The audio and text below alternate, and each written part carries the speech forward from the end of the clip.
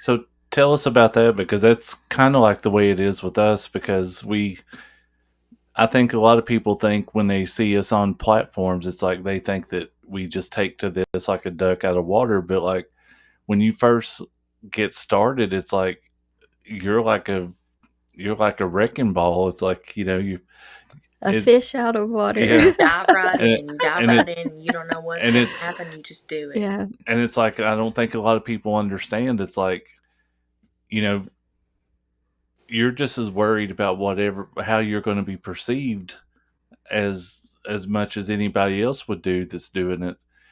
Right. Just because it looks natural doesn't mean that you don't wrestle with the same things that everybody else would wrestle with if they did it. Exactly.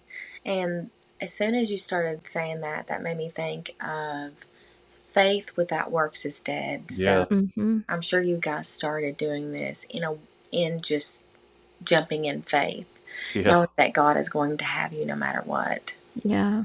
Well, our first attempt at starting this, we were going to do it. This was like even before smartphones. So, like, Okay. We're 2010-ish, we're maybe. talking back in camcorder Yeah, days. the only thing we had was a Okay. camcorder and a tripod, and we were gonna start out at the kitchen table, make it look all like we're at home talking, and every time he hit record on that camera, I would sit there and cry. And he was like, "What is wrong?" And I'm like, "I can't do this." I said, "I cannot look into the camera. It just intimidates me." So I'd dry up, and then I'd be like all ready, and he'd hit record, and it was all over again.